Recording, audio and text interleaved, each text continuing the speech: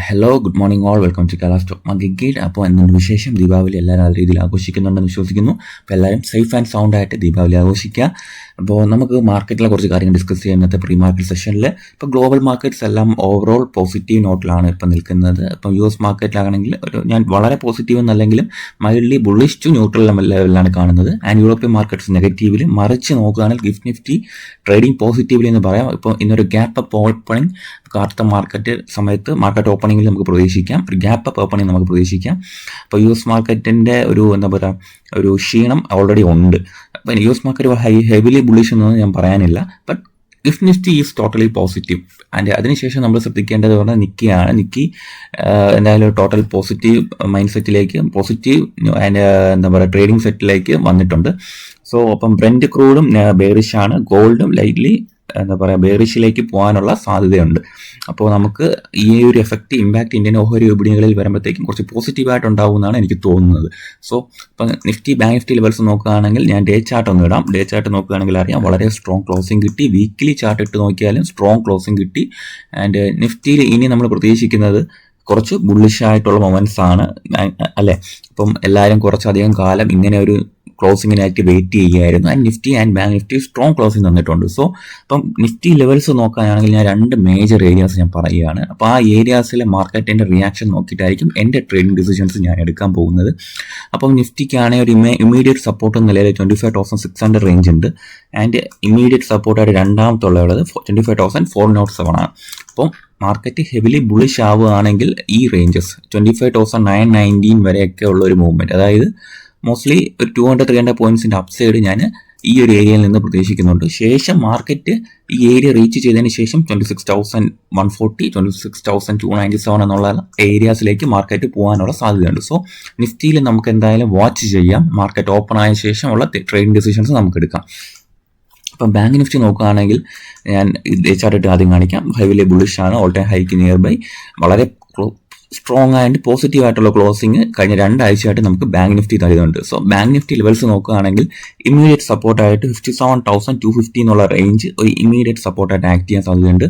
And market ഈ gap fill ചെയ്യാൻ വരില്ല എന്ന് നമുക്ക് പ്രതീക്ഷിക്കാം. ഓക്കെ, അങ്ങനെ വരികയാണെങ്കിൽ തന്നെ 26,800 ഒരു പുൾ ബാക്ക് കിട്ടുകയാണെങ്കിൽ, എന്തായാലും ഈ ഗ്യാപ്പ് ഫില്ല് ചെയ്യാൻ വന്നില്ലെങ്കിൽ മാർക്കറ്റ് ഒരു ബുള്ളിഷ് ആയിട്ടുള്ള ഒരു മൊമെന്റം ഞാൻ എക്സ്പെക്ട് ചെയ്യുന്നുണ്ട്. ഒരു 600 പോയിന്റ്സിന്റെ അപ്സൈഡ് ആണ് ഞാൻ കാൽക്കുലേറ്റ് ചെയ്യുമ്പോൾ എനിക്ക് തോന്നുന്നു 1% മൂവ് എന്തായാലും കിട്ടും ഹെവിലി ബുള്ളിഷ് ആണെങ്കിൽ.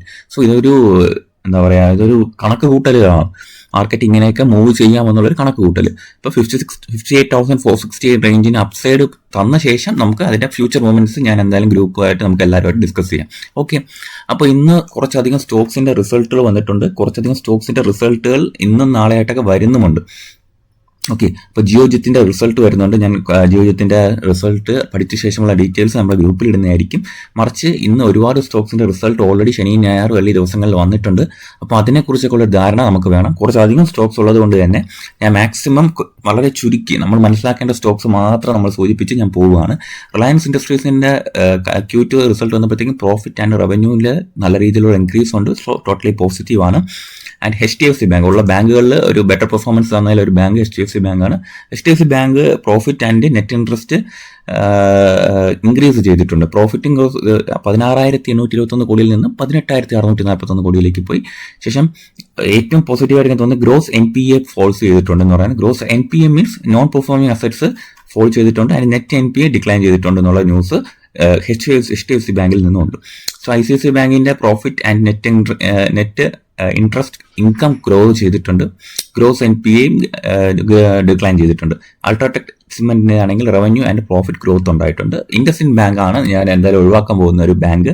ലോസും നെറ്റ് ഇൻട്രസ്റ്റും പിന്നെ ഫോൾ ചെയ്തിട്ടുണ്ട്. ഓക്കെ, അതിൽ ഒരു വേറൊരു കാര്യം എന്ന് പറയുന്നത് ഗ്രോസ് NPA ലൈറ്റ്ലി ഡ്രോപ്പ് ചെയ്തിട്ടുണ്ട് എന്നുള്ളതാണ്. പഞ്ചാബ് നാഷണൽ ബാങ്ക് IDBI ബാങ്കിന്റെയും പ്രോഫിറ്റ് ആൻഡ് നെറ്റ് ഇൻട്രസ്റ്റ് കൂടിയതും കുറഞ്ഞതുമായിട്ടും കാണിക്കുന്നുണ്ട്. പഞ്ചാബ് നാഷണൽ ബാങ്കിന്റെ ആണെങ്കിൽ നെറ്റ് ഇൻട്രസ്റ്റ് ഇൻകം ഡിക്ലൈൻ ചെയ്തിട്ടുണ്ട്. IDBI ബാങ്കിന്റെ ആണെങ്കിൽ നെറ്റ് ഇൻട്രസ്റ്റ് ഇൻകം ഡിക്ലൈൻ ചെയ്തിട്ടുണ്ട്. ഓക്കെ, പ്രോഫിറ്റ് രണ്ട് ബാങ്കിനും കൂടിയിട്ടുണ്ട്. ഓക്കെ, അപ്പം RBL ബാങ്കിന്റെ പ്രോഫിറ്റ് ഡ്രോപ്പ് ചെയ്തിട്ടുണ്ട് and net interest income decline ചെയ്തിട്ടുണ്ട്. ബട്ട് ഇവരുടെ എന്തായാലും ഫണ്ട് ഇൻഫ്യൂസിംഗ് ഒക്കെ നടക്കാൻ പോവുകയാണ്. ദുബായ് ബേസ് ചെയ്തുള്ള കമ്പനിയായിട്ട് മോസ്റ്റ്ലി ഇന്ത്യൻ ബാങ്കിങ്ങിൽ വരുന്ന ഏറ്റവും വലിയ ഇൻവെസ്റ്റ്മെന്റ്സ് ആണ് RBL ബാങ്കിന് കിട്ടാൻ പോകുന്നത് നിലവിൽ. സോ അത് എന്തായാലും വളരെ പോസിറ്റീവ് ആയിട്ടുള്ള ഒരു കാര്യം. RBL ബാങ്കിന് എന്തായാലും വരുന്ന ദിവസങ്ങളിൽ ട്രേഡിംഗിൽ നമുക്കത് റിഫ്ലക്ട് ചെയ്യുമെന്ന് നമുക്ക് പ്രതീക്ഷിക്കാം. ഓക്കെ, അപ്പോൾ എല്ലാവരും ഒരുപാട് പേര് പണ്ട് സ്റ്റോക്ക് ഹോൾഡ് ചെയ്തിരുന്ന ബാങ്കാണ് യെസ് ബാങ്ക്. അപ്പോൾ അത് യെസ് ബാങ്കിന്റെ പ്രോഫിറ്റ് ലൈറ്റ്ലി ജനറേറ്റ് ചെയ്തതിൽ കൂടിയിട്ടുണ്ട്. 553 കോടിയിൽ നിന്ന് 654 കോടിയിലേക്ക് പോയിട്ടുണ്ട്. ആൻഡ് നെറ്റ് ഇൻട്രസ്റ്റ് ഇൻകം 2200 നിന്ന് 2301 കോടിയായിട്ട് ഇൻക്രീസ് ചെയ്തിട്ടുണ്ട്. ഓക്കെ, ഗ്രോസ് NPA അൺചേഞ്ച്ഡ് ആണ്. ആൻഡ് നെറ്റ് NPA ഫ്ലാറ്റ് ആയിട്ടും തുടരുന്നുണ്ട്. സോ ഫെഡറൽ ബാങ്കിലും ചെറിയ ലൈറ്റ്ലി പ്രോഫിറ്റ് ഡിക്ലൈൻ ചെയ്ത ന്യൂസ് ഉണ്ട്. And net interest income rise ചെയ്തിട്ടുണ്ട്. ഓക്കെ, ഗ്രോസ് NPA ഫോളോ ചെയ്തിട്ടുണ്ടെന്നുള്ളത് വേറൊരു കാര്യമായിട്ടുണ്ട്. ഓക്കെ, ബാങ്ക് ഓഫ് ഇന്ത്യയുടെ അതായത് ഒരുപാട് ബാങ്കിങ് സ്റ്റോക്സ് ഉള്ളത് കൊണ്ടാണ് ബാങ്കിങ് സ്റ്റോക്സ് പറയുന്നത്. കാര്യം ഒരുപാട് പേര് ബാങ്കിങ് സ്റ്റോക്സ് ട്രേഡ് ചെയ്യാറുണ്ട്. അതുകൊണ്ടാണ് ബാങ്കിങ് സ്റ്റോക്സ് കൂടുതലുള്ളത് ഞാൻ സൂചിപ്പിച്ചത്. ഓക്കെ, അപ്പോൾ അടുത്തത് ബാങ്ക് ഓഫ് ഇന്ത്യ ആണ്. പ്രോഫിറ്റ് കൂടിയിട്ടുണ്ട്, ബട്ട് നെറ്റ് ഇൻട്രസ്റ്റ് ഇൻകം കുറഞ്ഞിട്ടുണ്ട്. NPA ഡിക്ലൈൻ ചെയ്തിട്ടുണ്ട് ബാങ്ക് ഓഫ് ഇന്ത്യക്ക്. ഓക്കെ, പിന്നെ ഞാൻ ഹോൾഡ് ചെയ്യുന്ന ഒരു സ്റ്റോക്കാണ് ശോഭ എന്ന് പറഞ്ഞ കമ്പനി. അപ്പോൾ നമ്മുടെ ഗ്രൂപ്പിൽ വളരെ ഹോൾഡ് ചെയ്യുന്നുണ്ട്.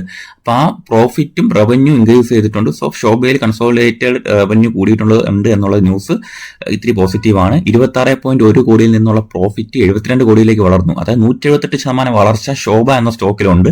So that's positive. Okay, Dixon ടെക്നോളജീസിന്റെ പ്രോഫിറ്റ് ആൻഡ് റവന്യൂ ഇൻക്രീസ് ചെയ്തിട്ടുണ്ട്. സോ ഇത്രയും സ്റ്റോക്സ്, ഒരുപാട് സ്റ്റോക്സിന്റെ റിസൾട്ട് വന്നിട്ടുണ്ട്. ഇതൊന്നും ശ്രദ്ധിക്കാതെ ആയിരിക്കും പല ആളുകളും ട്രേഡ് ചെയ്യാറുണ്ട്. സോ അതെല്ലാം അതിനെക്കുറിച്ചൊക്കെ ഒരു ധാരണ വരാനാണ് എല്ലാം എടുത്തെടുത്ത് ഞാൻ പറയുന്നത്. ഓക്കെ, ടാറ്റ ടെക്നോളജീസും ഹാവൽസിന്റെ റിസൾട്ട് വന്നിട്ടുണ്ട്. ടാറ്റ ടെക്നോളജീസിന്റെ പ്രോഫിറ്റ് ആൻഡ് റവന്യൂ ഇൻക്രീസ് ചെയ്തിട്ടുണ്ട്. അതും വളരെ ഞാൻ ടാറ്റ ടെക്നോളജീസ് നമ്മൾ ഹോൾഡ് ചെയ്യുന്നുണ്ട്. ഹാവൽസ് ഇന്ത്യയുടെ കാര്യം നിങ്ങൾക്ക് എല്ലാവരും ശ്രദ്ധിക്കാവുന്നതാണ്. പ്രോഫിറ്റ് ആൻഡ് റവന്യൂ സോർ ചെയ്തിട്ടുള്ളത് കാര്യവും നല്ലൊരു പോസിറ്റീവ് ന്യൂസാണ്. ഓക്കെ, ശേഷം കരൂർ വ്യാസ ബാങ്കിന്റെ profit and net interest income grow ചെയ്തിട്ടുണ്ട്. ബട്ട് ഗ്രോസ് NPA റൈസ് ചെയ്തിട്ടുണ്ട് ലൈറ്റ്ലി. 0.66% നിന്ന് 0.76% ലൈറ്റ്ലി റൈസ് ചെയ്തിട്ടുണ്ട്. സോ JSW എനർജി അപ്പോൾ ഒരുപാട് പേരുടെ ഫേവറേറ്റ് സ്റ്റോക്കാണ്. അതിന്റെ പ്രോഫിറ്റ് ഡ്രോപ്പ് ചെയ്തിട്ടുണ്ട്. മോസ്റ്റ്ലി 853 കോടിയായിരുന്ന പ്രോഫിറ്റ് 704 കോടിയായിട്ട് ഒരു 17% ഡിക്രീസ് JSW എനർജിക്കുണ്ട്. ആൻഡ് പൂനാവാല ഫിൻകോപ്പിന്റെ ആണെങ്കിൽ profit and net interest income increase ചെയ്തിട്ടുണ്ട്. സോ ഇത്തിരി പോസിറ്റീവാണ്. CESCയുടേത് പ്രോഫിറ്റ് ആൻഡ് റവന്യൂ റൈസ് ചെയ്തിട്ടുണ്ട്. ഓക്കെ, അപ്പോൾ ഇത്രയും സ്റ്റോക്സ് ഇന്ന് ന്യൂസിൽ ഉണ്ടെന്നുള്ള കാര്യം എത്ര പേർക്ക് അറിയായിരുന്നു? അപ്പോൾ എല്ലാവരും ഇതൊന്നും ശ്രദ്ധിക്കാറില്ല. സോ ഇത്രയും സ്റ്റോക്സിന്റെ കാര്യം എടുത്തു പറയുന്നത് നിങ്ങളെല്ലാം ഇനിയുള്ള ദിവസങ്ങളിലാണ് ഇതിൽ ട്രേഡ് ചെയ്യുമ്പോഴത്തേക്കും സൂക്ഷിക്കാനാണ്. സോ RBL ബാങ്കിന്റെ ന്യൂസ് ഞാൻ പറഞ്ഞിട്ടുണ്ടായിരുന്നു. 26,850 കോടിയാണ് RBL ബാങ്കിലേക്ക് വരാൻ പോകുന്നത്. അതായത് മോസ്റ്റ്ലി $3 ബില്യൺ ഇൻവെസ്റ്റ്മെന്റ്സ് ആണ് RBL ബാങ്കിൽ വരുന്നത്. ഡിഫിനറ്റീവ് എഗ്രിമെന്റ് നടത്തുന്നുണ്ട്. എന്താണ്? സ്റ്റേക്സ് കൺട്രോൾ ചെയ്യാനാണ് RBL ബാങ്കിൽ. പ്രൈമറി ഇൻഫ്യൂഷൻ ആണ്. അതായത് തുടക്കം തന്നെ 66,850 കോടിയാണ് മോസ്റ്റ്ലി RBL ബാങ്കിലേക്ക് ഇൻഫ്യൂസ് ചെയ്യാൻ പോകുന്നത്. 26% പബ്ലിക് ഷെയർസും അവർ എന്താ പറയാ മാൻഡറ്ററി ഓപ്പൺ ആക്കും.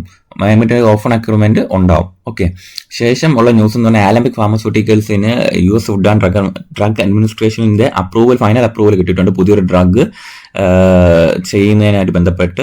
പിന്നെ ഇർക്കോൺ ഇന്റർനാഷണലിന് പുതിയ ഓർഡർ കിട്ടിയിട്ടുണ്ട്. അതായത് 363.3 കോടിയുടെ ഓർഡറാണ് കിട്ടിയിരിക്കുന്നത്. നമ്മുടെ പെട്രോനെറ്റ് LNG എന്ന് പറഞ്ഞ കമ്പനിയിൽ നിന്നാണ് വന്നിരിക്കുന്നത്.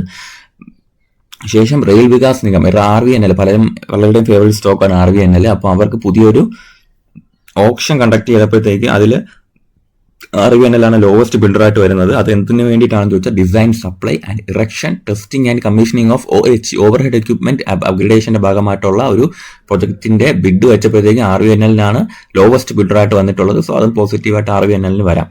ഓക്കെ, ശേഷം ടാറ്റ പവർ കമ്പനിയുടെ നമ്മുടെ മുന്ദ്ര യൂണിറ്റിലെ പ്രൊഡക്ഷൻ, അതായത് ഒരു ഓപ്പറേഷൻസ് മോസ്റ്റ്ലി ഒരു November 30 വരെ ക്ലോസ് ചെയ്തേക്കാണ്. അപ്പം എത്രയും പെട്ടെന്ന് തന്നെ അതിന്റെ ഓപ്പറേഷൻ റെസ്യൂം ചെയ്യുമെന്ന് നമുക്ക് പ്രതീക്ഷിക്കാം. ഓക്കെ, അപ്പൊ തൽക്കാലം ഇത്രയും ന്യൂസസ്, ഇത്രയും സ്റ്റോക്സ് നിലവിലുണ്ട്. ഇപ്പൊ ഈ സ്റ്റോക്സിൽ എല്ലാവരും ഒന്ന് സൂക്ഷിച്ച് ട്രേഡ് ചെയ്യുക. അതിന്റെ പോസിറ്റീവ് ന്യൂസ് ഉള്ളതിൽ എന്ന് പറഞ്ഞ് ചാടിക്കയറി ഒന്നും ട്രേഡ് ചെയ്യല്. കാര്യം പോസിറ്റീവ് ന്യൂസ് വന്നു എന്നുള്ളത് കൊണ്ട് നമുക്ക് അത് മാർക്കറ്റ് അതിന് പോസിറ്റീവായിട്ട് കാണണമെന്നില്ല. സോ ടെക്നിക്കലിയും കൂടെ എല്ലാ സ്റ്റോക്സും വാച്ച് ചെയ്ത ശേഷം മാത്രം തീരുമാനങ്ങൾ എടുക്കുക. ഇപ്പം ICICI ബാങ്ക് ഒക്കെ റിസൾട്ട് വന്ന കാര്യം നമ്മൾ സൂചിപ്പിച്ചിട്ടുണ്ടായിരുന്നു.